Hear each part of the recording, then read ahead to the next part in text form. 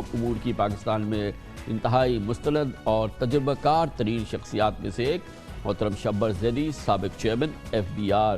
شبر بھائی، آپ نے تو یہ لکھا تھا 2016 میں Panama leaks a blessing in disguise, لیکن آج یہ اس کو 5 سال ہو گئے، لگ بھگ 5 سال ہو گئے، اور ایک رتی بھی حکومت پاکستان کو اس سے نہ فائدہ ہوا اور یہ تمام معلومات آ بھی گئی مگر ایک پتہ بھی نہیں ہلا۔ دیکھیں کامران صاحب، پہلے بات تو میں یہ کلیئر کر دوں کہ وہ لوگ میرے بارے میں سوال کرتے ہیں کہ میں بہت بڑی فرم چلاتا رہا ہوں۔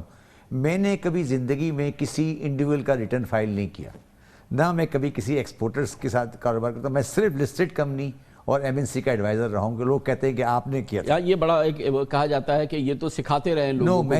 میں آپ کے سامنے آج کلیریفائی کرنا چاہتا ہوں، میں نے زندگی میں کبھی کسی انڈیویول کی ریٹرن فائل نہیں کی، اور مجھے تو اپنی ریٹرن بھی میں نے خود فائل نہیں کرتا، کوئی اور فائل، اور میں نے کبھی بھی کسی ایکسپورٹر کا کوئی کیس نہیں کیا آج تک، اور میں نے صرف لسٹڈ کمپنیز کی ہیں یا میں نے MNC کی ہیں۔ اب coming back to this thing, یہ میں نے کتاب لکھی 2016 میں۔ اس کتاب میں نے لکھا کہ یہ میں نے 2016 میں لکھی، اور میں نے یہ کہا کہ یہ پاناما لیک ڈسگائز جو ہے، بلیسنگ ان ڈسگائز ہے، یہ پاکستان کے لیے ایک نعمت ہے، اور میرے خیال ہے نعمت اس سینس میں ثابت ہوئی کہ آج ہم کم از کم اس کی بات کر رہے ہیں کہ یہ چیز ہے۔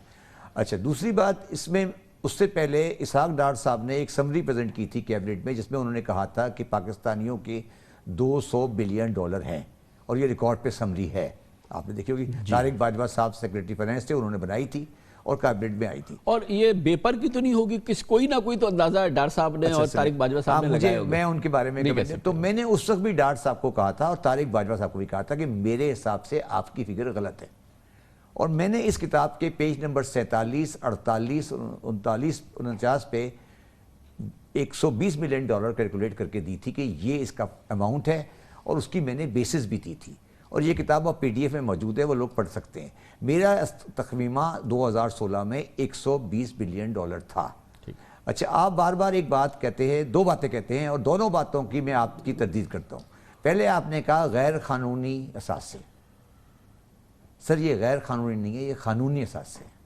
یہ سارے تو نہیں کہہ سکتے نا سر، میری بات سنیں، اس میں سے اکثریت سیاستدانوں نے یہاں سے لوٹ کے باہر لے گئے، بیوروکریٹ کرپشن کے پیسے لے گئے۔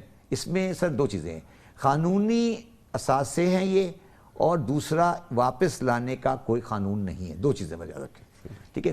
اچھا، دیکھیں واپس لانے کا کوئی قانون نہیں ہے، یہ میں ایگری کر سکتا ہوں، لیکن اکراس دا بورڈ آپ کیسے کہہ سکتے ہیں؟ میں آپ کو ایک بالکل چھوٹی سی مثال دیتا ہوں۔ پاکستان میں جب آپ کو ایکسپورٹ کرتے ہیں تو آپ کو 7% کمیشن ملتا ہے باہر کے، وہ 7% کمیشن آپ دے سکتے ہیں۔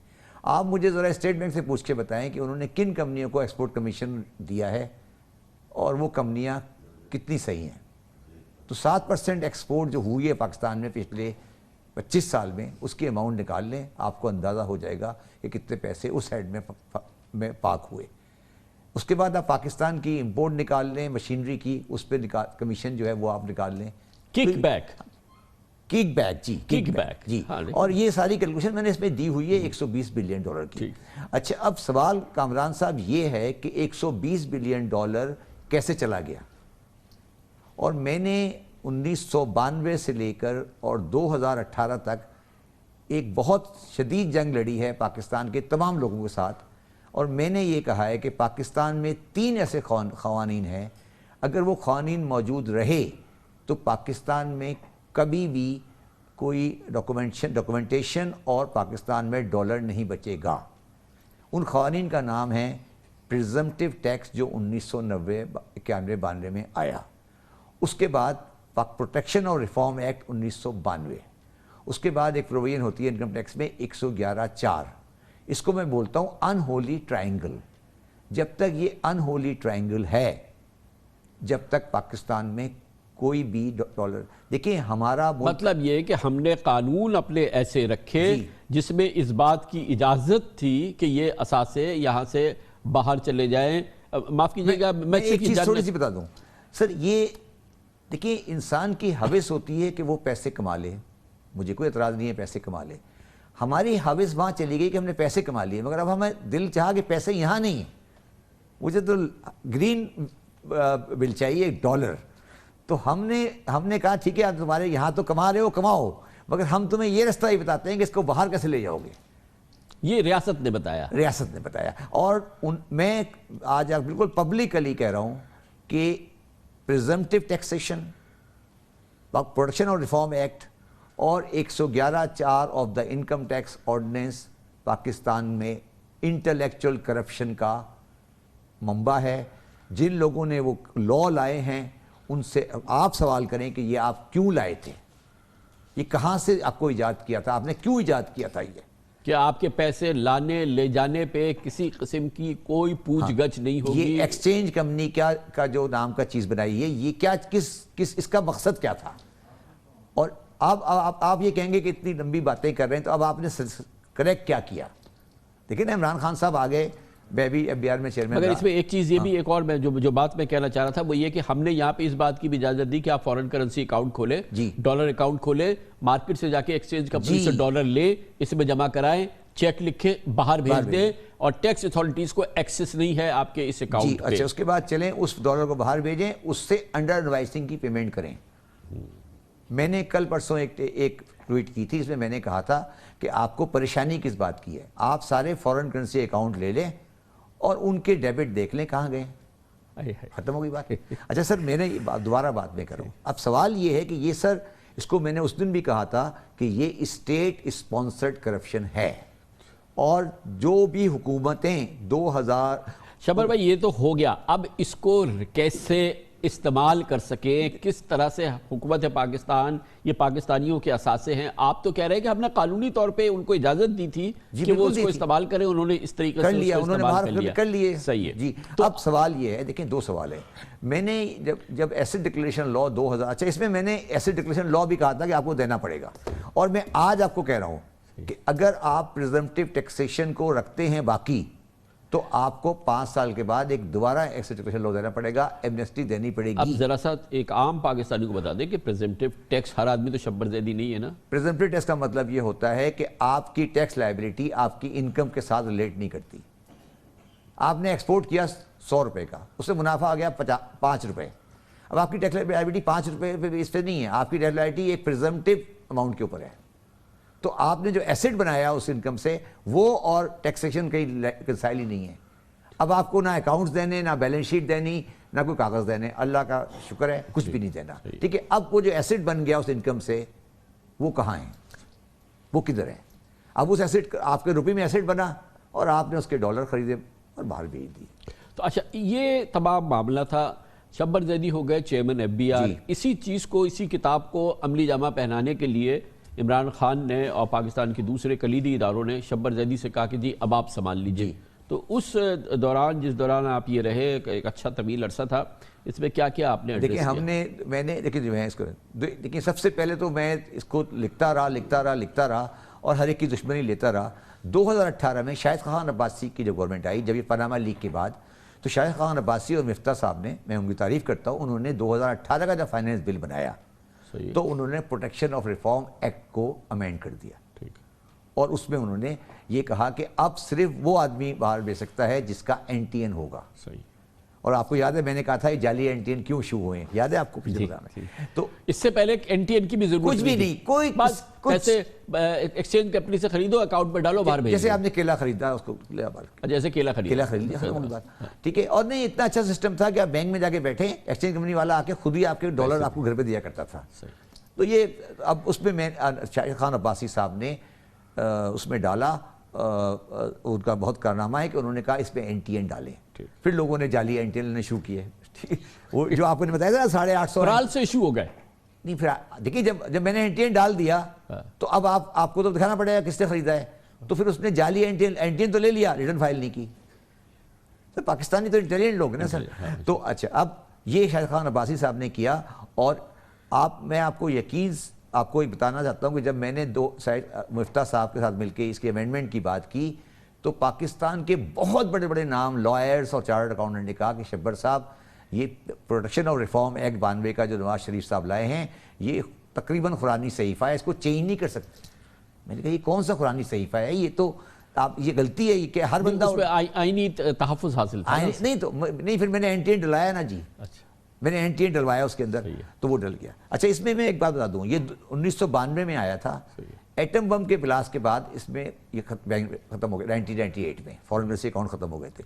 مشرف صاحب جب آئے 2001 میں، انہوں نے پولیٹیکل پریشر میں ایک قانون نافذ کیا جس کا نام تھا foreign currency account protection ordinance 2001۔ یہ قانون آپ کو کسی قانون کی کتاب میں نہیں ملے گا، یہ ان کو پتا ہے جو اس دھندے میں ہے۔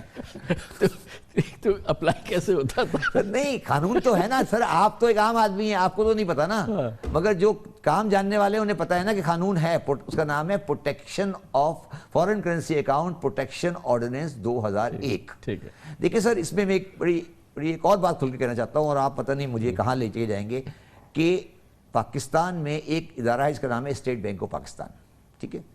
میں یہ بالکل آج ببانگ دہل کہتا ہوں کہ پاکستان میں فارن ایکسچینج کی انورڈ اور آؤٹ فلو کے لیے 1992 سے لے کر 2018 تک اسٹیٹ بینک ایگزسٹ نہیں کرتا۔ اس سینس میں کہہ رہا ہوں میں کہ آپ لائیں لے جائیں، لائیں لے جائیں، کون پوچھ رہا تھا؟ آپ بتائیں، اسٹیٹ بینک پوچھ رہا تھا؟ صحیح ہے۔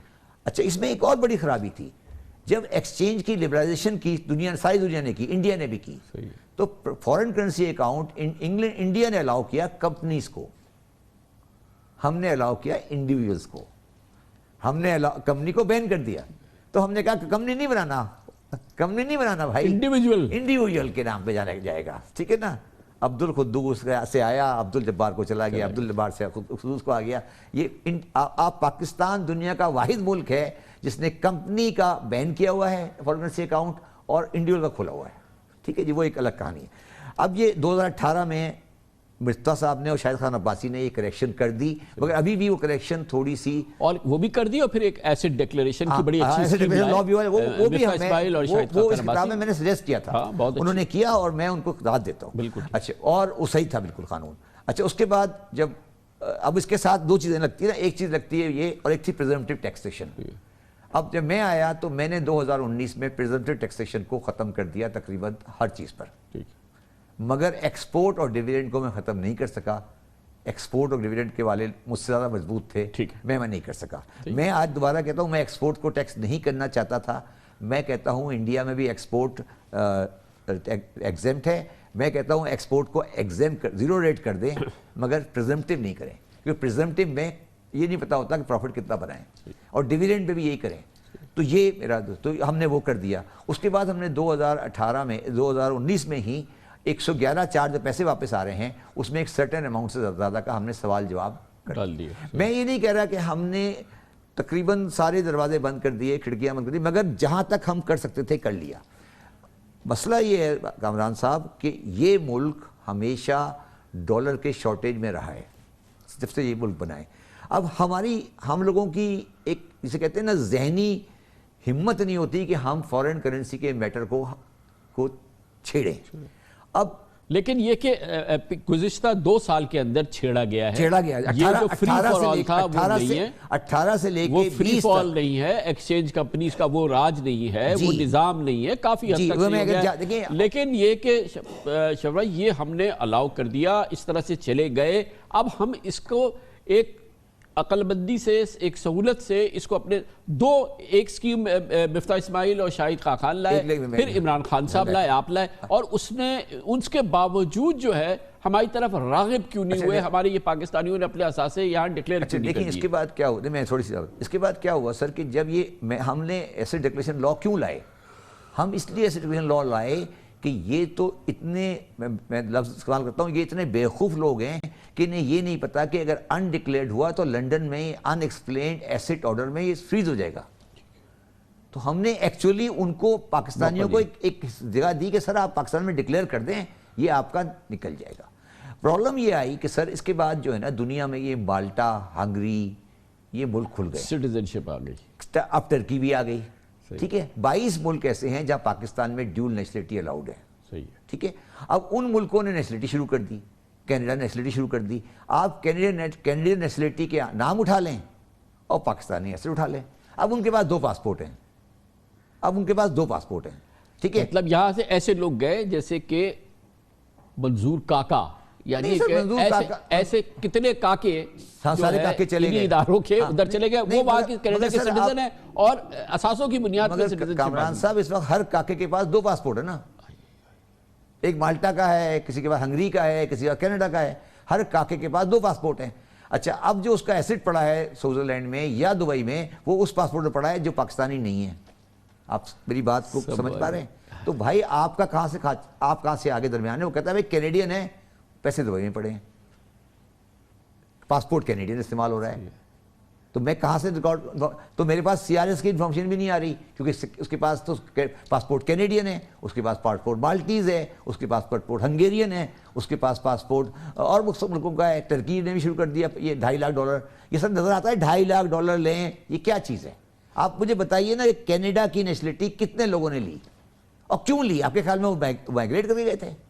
اچھا 2 چیزوں کو اگر ہم دیکھ لیں, یہ کینیڈین نیشنل سٹیزن شپ دیکھ لیں یا جو ڈویل سٹیزن جنہوں نے پچھلے 10 سال میں لی, اور جن کے فورن ایکسچینج اکاؤنٹ سے کیا ڈیبٹ ہوا اور کیا کریڈٹ ہوا, یہ سارا معاملہ میں تو آپ کو کہہ رہا ہوں, آپ نہیں دیکھیں, آپ ان کو ایک کوشچنر بھیج دیں نا.